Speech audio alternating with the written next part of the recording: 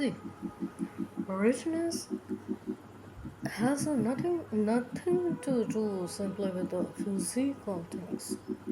Physical materialism singly, we cannot call it richness. Yes, of course, there should be balance between physical and concrete and abstract. There should be balance between concrete and abstract.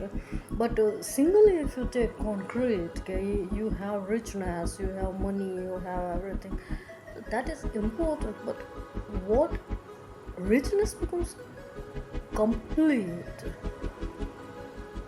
when two aspects get merged with each other. There are chances of grammatical mistakes. I would again like to clarify repeatedly. I'm clarifying on my blog that there are chances of grammatical mistakes because I am self-taught. I have never gone for English speaking classes or motivational classes or personality development classes. I have never attended, and since my beginning, and behind that there lies nothing like uh, arrogance or nothing like that. But behind that there lies my idleness, આળસ મારી કામ છોડી મને ક્યાંય બી જવું પડે ને એ મારો પર્સનલ પ્રોબ્લેમ મને છે ને શાંતિની લાઈફ જીવવાની આદત છે શાંતિની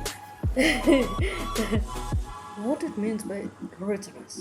Richness means you should be able to get that which thing should be given prime importance.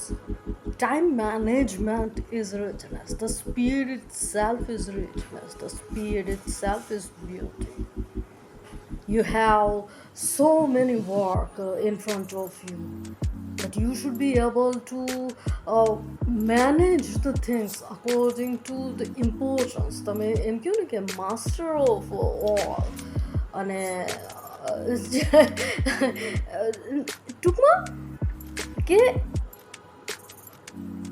Allrounder that means માની લો તમને કોઈ એક ઇન્સાન કોઈ તમારી નજીકનું છે મેં બહુ પહેલાં હું બહુ નાની હતી ને ત્યારે એક વખત મેં હમેરા ઈ પ્યાર કે પિક્ચર દેખ્યું હતું તો એમાંનો એક સીન છે ને જેમ મેં કીધું ને કે હું ચોથા પાંચમા ધોરણમાં હતી and my papa mister Kabir Mehta had given me How to Win Friends and Influence People, a book by Dale Carnegie. So that has influenced me since my childhood, that book has. So એ રીતે આ movie એક છે ને એની અંદરનો એક scene હતો કે આમિર ખાન એના 3 ભાણેજો હોય છે અને એની માટે એ ઓવરટાઈમ કરી અને આમિર ખાનની કેપેબિલિટી લગભગ એવું જ છે કે સીન બહુ વર્ષોથી ગયા એટલે મને યાદ નથી આ પિક્ચર ઓવરટાઈમ કરી વર્ક કરી અને હાર્ડ વર્ક કરીને એ ખુશીથી છે ને પોતાના 3 જે બાળકો પોતાની ઘરે હોય છે ને એની માટે એ ગિફ્ટ લઈને જાય છે ઘરે જેવો આમિર ખાન ઘરે જાય છે ને એટલે 3 ચિલ્ડ્રન હોય છે ને એ આમ વસ્તુઓનું ઘા કરી અને આમિર ખાનનું હાંસી ઉડાવે છે દે લાફ ઓવર દેર એના મામાજી કેવું કંઈક ક્યારેક્ટર છે બરાબર છે એની ઉપર દાંત કાઢે છે અને એમ કહે છે કે ભાઈ અમે કોઈ દિવસ આવો બાસ્કેટબોલથી રમ્યા છીએ અમે કોઈ દિવસ આવું ફ્રોક પહેર્યું છે એટ દેટ ટાઈમ મને એ ખબર છે કે જુહી ચાવલા એવું એને બાળકોને સમજાવ્યું હતું કે મેઇન વસ્તુ છે કે તમારા આ મામાજી જે કેરટેકર છે એની તમારા તરફની લાગણી હી ઇઝ નોટ એને કદાચ આમિર ખાન લગભગ એટલો બધો પૈસા ટકે સુખી બી નહોતો દેખાડ્યો એની અંદર કેરેક્ટર એનું હમેરા ઈ પ્યાર કે એમાં કંઈક કંપનીની અંદર સિલાઈ કંપનીની અંદર કંઈક કામ કરે છે બરાબર છે અને એમાં ઓલો સુપરવાઇઝર તરીકે હોય છે ને એવું કંઈક હોય તો what I want to tell કે gift is not important, but the feeling behind the gift, that is important. તમને કોઈ પ્રેમથી વસ્તુ આપતું હોય માની લ્યો મારો બ્રધર છે બરાબર કરણ હવે કરણને પપ્પાએ ડ્યુટી સોંપી હોય કે ભાઈ તારે દીદીને આટલી વસ્તુઓ આપવાની છે અથવા આટલું વર્ક કરીને દેવાનું છે કે કોઈ બી વસ્તુ બરાબર અને કરણને ખબર હોય કે દેર ઇઝ નથિંગ દીદીની કોઈ એમાં ક્રેડિટ નથી પણ એ દીદીને અમે ઇનોસન્સથી રાખી છે.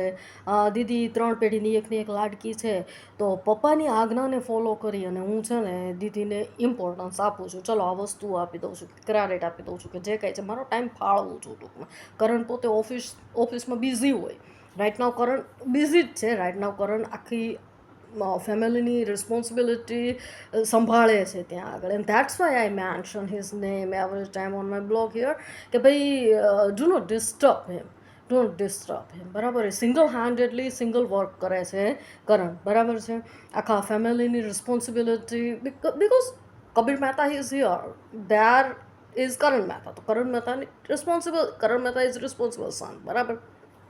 તો કરણ એ વખતે મને આપતો હોય વસ્તુઓ, પોતાના બિઝનેસ, પોતાના ટાઈમ, પોતાની વસ્તુઓ, પોતાના પ્રોજેક્ટ, એ બધાની અંદરથી એ વર્ક પ્રોજેક્ટ બધું કરવા છતાં વધારાનો ટાઈમ એને જે એના આરામનો ને એને ખુશીનો મળતો હોય, કે જ્યાં એ પોતાના સ્યુટ રૂમમાં રોપ લાઇટને એસીને ચાલુ કરીને વિસ્કી વોડકાના પેગ લગાવી શકે, એ ટાઈમને એ અવોઇડ કરી અને એ મારી માટે વર્ક કરવા બેસે. માની લો કોઈ ફાઇલ કે કોઈ પ્રોજેક્ટ કે મને તૈયાર કરવા માટે, કે ભાઈ આને દીદીને આપવા માટે. બરાબર છે. અને હું મારી કોઈ હેસ્તી કે લાયકાત હોય નહીં, પણ કરણે પપ્પાના ઓર્ડરને ફોલો કરીને મારી માટે વર્ક કર્યું હોય. બરાબર. તો પછી 10-15 દિવસ પછી કરણ મને મારી સામે ફાઇલ આખી મૂકે, માની લો. બરાબર. કે પ્રોજેક્ટ કે ગમે એ, કે પેન ડ્રાઈવમાં કે સેવ કરીને કે સીડી મોકલે કે પેન ડ્રાઈવ મોકલે, કે this is didi gifting for you, અને એ કોઈ ખુલાસો ન કરે કે this is told to me by પપ્પાએ મને ઓર્ડર કર્યો તો એટલે didi I am sending you this thing. નહીં, એ એમ કે હું તને મોકલું છું દીદી. બરાબર છે. એને ઇમ્પોર્ટન્ટ ન લાગ્યું હોય, વધારે પડતું ઇલેબોરેટ કરવાનો માની લ્યો કરણનો નેચર ન હોય, તો કરણ કશું કહે નહીં. એ વખતે હું કરણને ટેકન ફોર ગ્રાન્ટેડ લઈ લો કે શું છે આ ફાઇલની અંદર, this kind of work, this kind of what is this, this is ને આની અંદર મને તો કોમ્પ્યુટરની ટર્મ્સ નથી આવડતી. બરાબર છે. જે કાંઈ મારું કોમ્પ્યુટરનું આજ સુધીનું ક્લિનિકનું બી હેન્ડલ કર્યું છે એ બધું કરણે કર્યું છે. દવાખાનું ક્લિનિક બી મારું ચાલુ હતું. એ વખતે બી એના ક્લિનિકના ફાઇલનું આખું સિસ્ટમેટિક શું કહેવાય ફોર્મેટ, જો આ ઇંગ્લિશ બોલવાના મારા લોચા છે, ફાઇલ ફોર્મેટ, વસ્તુઓ, આખું એનો બેકઅપ લેવાનું. પછી ઇંગ્લિશ ટર્મિનોલોજી બી મને કોમ્પ્યુટરની એટલી બધી નથી આવડતી. મેં કીધું ને કે I am not familiar with technology. હું ખાલી ઇઝીલી બ્લોગ ઉપર પોસ્ટ કરી શકું છું વસ્તુઓ, એનાથી વધારે છે ને મને કશું આવડતું નથી. દુનિયાદારીને એમ લાગે કે મહાન ઇન્સાન છે, હું કોઈ મહાન ઇન્સાન છું નહીં. બરાબર છે. બટ એટ દેટ ટાઈમ કરણ મારી અમે મૂકે એટલે હું એમ કહું કે આ કઈ ટાઈપની ફાઇલ છે, આની અંદર ફોન્ટ કેવા ડાલેલા છે, આ કલર આવા ડાલવાના છે, આની અંદર કલર ડાલીને આ હું મને ગમે એમ નહીં, કંઈ રીત છે કે નહીં, આની અંદર થોડુંક સોફિસ્ટિકેશન વાપર્યું, અથવા કાં હું ખીલી ઉડું આ કાંઈ this is what kind of file is, અને કાંઈ એમ કહું કાં વિધાઉટ આસ્કિંગ ઓર વિધાઉટ ઇન્ફોર્મિંગ કરણ હું એ ફાઇલ છે ને ડાયરેક્ટ કોઈ છોકરી કે અહીંયા કોઈ વસ્તુ કે કોઈ ઇન્સાન કે કોઈ છોકરો કે હોય ને મારે કોન્ટેક્ટમાં, બરાબર, એને એમ કહું કે અલે આ ક્રેડિટ તારા નામે. કરણે મારી માટે બનાવ્યું ને. બરાબર.